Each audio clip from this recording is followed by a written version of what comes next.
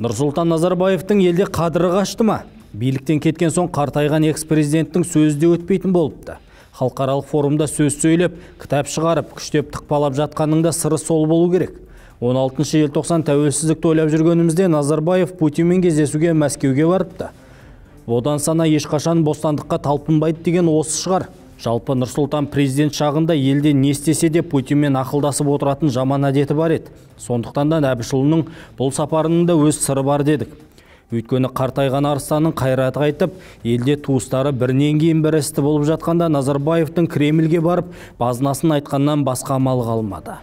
Көрген дұрыс көрермені, бұл шығарылымда Путиншіл Назарбаевтың Мәскеуге сапары, інісі Қайрат Сатыбалдының бостандыққа шығу үшін істеп жатқан қылықтары жайлы сөз етеміз. Нұрсұлтан Назарбаев 16 желтоқсан тәуелсіздік күнін ешқашан ұлықтаған емес. Оған мемлекеттік маңызды күннен төл мейрамын тойлатқан ұнайды. Сол себепті де қазақтың күнтізбесін туған күні, жуған күні, президент болған күнімен толтырып тастаған. Не дегенмен осыдан 30 жыл бұрын Назикеңнің бағы жанып, білде бір мемлекеттің тізгінін ұстаған еді. Сол күнмен ғана атаулы датаны сақтап қалған. Назарбаевтың Кремльдің бұйрығымен қойылды деген дерек бар. Жағымпаздықты жаны сүйетін Назарбаевтың 30 жыл билікте отыруының да сыры осыда деген пікір бар. Өйткені қит етсең Ресеймен қорқытатын Назарбаев үшін Путин ең жақын серігі. 16 желтоқсан Назарбаев жеке ұшағына отырып Мәскеуге тайып тұрыпты. Ондағы мақсаты Путинмен кездесіп айтатын бұйымтайы бары көрінеді. Назарбаев Путинге барып қандай мәселесін айтқанын сарапшылар талқылап тастады. Сөздерінше Назарбаевтың Кремль көсемінен басқа көмек сұрайтын адамы қалмапты. Қарымы қайтқан экс-басшының өзі отбасы 30 жыл жинаған дүниесін қазір бытшын шығарып тартып алып жатыр. Ал шетелде тыққан триллиондары санкцияның салдарынан мұздатылып, зәулім үйлерін тартып алды. Осы үрдіс жалғаса берсе, Назарбаевтар әулеті соқыр тиінсіз қалып қаңғырып кетуі әбден ықтимал. Әмір айтайын десе, өзі құрған жүйесі тыңдамай, не елі сыйламай әбден әбіржіп жүр Әбішұлы. Жақында Астана Клаб форумына екі қызын жетектей келіп, желкініп көріп еді, ол да болмады. Тіпті ондағы сөзінде бір мәмлеге келмесек әлемнен тыныштық кетеді деп қорқытқаны тағы бар. Путинге барып көмек сұрау керек деп қыздары да айтақтап отыруы мүмкін. Өйткені оларда қазір елге сыймай қашайын десе ақшалары азайып өлі ара шақта жүр. Білгіштер Назарбаевтың сөзін Путин тыңдамайды да. Оған Назарбаевтан қарағанда Тоқаевпен тіл табысу тиімді дейді. Сондықтан экс-президенттің ақылын шалдың сандырағы деп қабылдайды деп отыр. Путиннің де қазір біреуге көмектесетіндей жағдайы жоқ. Ағайынмен соғысып, Еуропа есін шығарып жүргенде Ресей патшасының жұртқа көмектесер халі жоқ. Ең болмағанда Қазақстанға сөз өтіп қалар деген Назарбаевтың дәмесі ғой. Өйткені Қазақстанның құзырлы органы Нұрсұлтанның әулетіне қырғидай тиіп жүр.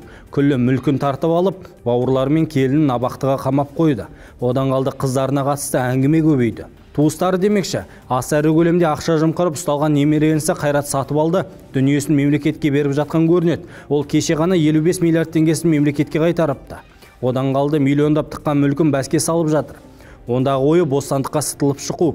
Алайда Қайраттың бұл пиғылы іске аспаған сияқты. Оның жеңілдікке ілініп абақтыдан шығу туралы өтінішін сот қабылдамапты. Шығыс Қазақстан соты Қайрат Сатыбалды түрмеде тәртіпке бағынбай, тіпті абақты киімін киюден бас тартқанын да айтты. Әрине, лакшери өмірге үйреніп қалған сақалдылардың серкесіне түрме тарлық көрсетіп жатқан шығар.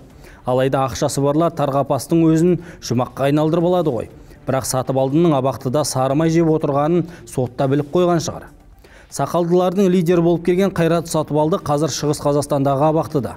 Біз білсек, сол СИЗОда сыраның королі Тоқтар Төлешов те отыр. Дегенмен Қайраттың ұсталғанын ағасы Нұрсұлтанның тақтан кеткенімен тұспа-тұс келіп, шарасыздан түрмеге отырып қалған еді. Дегенмен Қайрат Сатыбалды да байлығы бір мемлекетті асырауға жетеді. Барым деп беріп жатқан дүниесі байлығының 3/1 бөлігі де емес шығар. Ашық ақпарат көздерінде Сатыбалды кейбір зәулім үйлерін Тоқалы Әсел Бақтиярқызының атына жазып жатқан көрінеді. Одан қалды кейбір мекемелерді ағасы Нұрсұлтан Назарбаевтың атына сыйға тарту рәсімі арқылы тарту етіп жатқан көрінеді. Айтпақшы, Қайрат Сатыбалды мен оның әйелі Гүлмира Сатыбалды да қазір түрмеде отыр. Гүлмира да кәсіпкерлерге күн бермей, рейдерлік жолмен бизнестерін тартып алып отырған. Соған қарағанда Назарбаевтың інісі Қайрат Сатыбалды мен келіні біраз жылға кететін секілді. Сот үкімі Гүлмира Сатыбалдыға 8 жыл кесіп берген еді. Қайрат Сатыбалды Назарбаевтың ағасының баласы. Әкесінен ерте айырылған інісін қолына алып, әке орнына әке болыпты.